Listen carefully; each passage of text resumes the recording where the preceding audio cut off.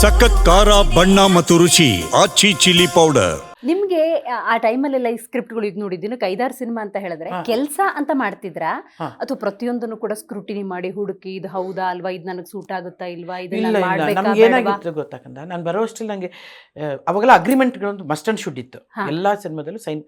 So ನಾನು sign ಮಾಡೋಷ್ಟು ವಯಸ್ಸಿರ್ಲಿಲ್ಲ. So ನಮ್ಮ ದೊಡ್ಡಮ್ಮ ನೋಡ್ಕೊಡೋರು ನನಗೆ. ನಮ್ಮ ದೊಡ್ಡಮ್ಮ ಒಪ್ಕೊಂಡ್ಬಿಡೋರು, ಬಂದು ಸಿನಿಮಾಗಳನ್ನೆಲ್ಲ ಸೈನ್ ಮಾಡಿ ಒಪ್ಕೊಂಡ್ಬಿಡೋರು. ಕತೆ ಹೇಳೋ ಅಂತ ಅಂದ್ರೆ ನಾವು ಮಾಡ್ತಿದ್ದ ಪಾತ್ರ ಭಾಳ ಸಣ್ಣ ಸಣ್ಣ ಪಾತ್ರ. ಸೊ ಆ ಪಾತ್ರಗಳಿಗೆ ಕತೆ ಎಲ್ಲ ಹೇಳಿ ನಮ್ಗೆ ಒಪ್ಪಿಸ್ತಿರ್ಲಿಲ್ಲ. ಏನೋ ಒಂದು ಪಾತ್ರ, ಹೀರೋ ತಂಗಿ ಪಾತ್ರ, ಹೀರೋ ಅಮ್ಮ ಮಗಳ ಪಾತ್ರ, ಇನ್ಯಾರಿಗೋ ಹೀರೋಯಿನ್ ಫ್ರೆಂಡ್ ಪಾತ್ರ, ಇದೇನೋ ಹೇಳ್ಬಿಡೋರು ಅಷ್ಟೇ ಜನರಲ್ ಆಗಿ.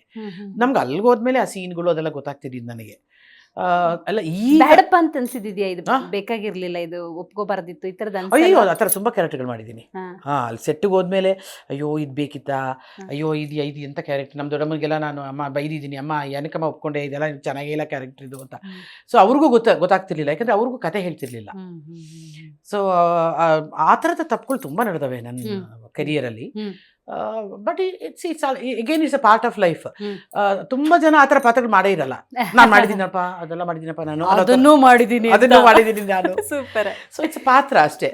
Of course I was literally protected.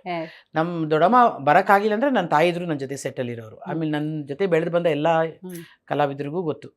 So ಸೆಟ್ಟಲ್ಲಿ ನಾನು ಒಬ್ಬಳೇ ಯಾವತ್ತೂ ಎಂದಿಗೂ ನಾನು ಸೆಟ್ಟಿಗೆ ಹೋಗೇ ಇಲ್ಲ. ಒಬ್ಬಳೇ. ಇವಾಗ ನನ್ಗೆ ಭಾಳ ಹೆಣ್ಮಕ್ಳ ಬಗ್ಗೆ ಒಂಥರ ಖುಷಿ ಅನ್ಸುತ್ತೆ.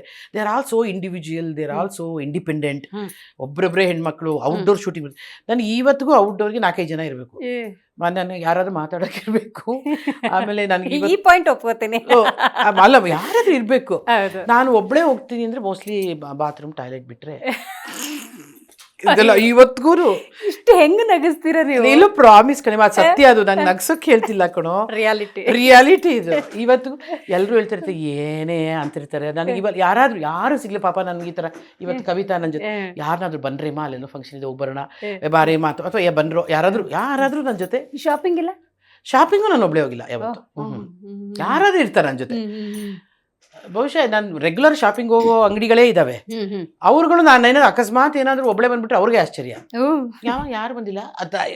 ಯಾರಿಲ್ಲ ಅಂದ್ರೆ ನಮ್ಮ ಡ್ರೈವರ್ ಅದೇ ಬಾರ ಜೊತೆ ಅದೇ ಅವನಾದ್ರು ಬಂದಿರ್ತಾರೆ ಮೇಲ್ಗಡೆ.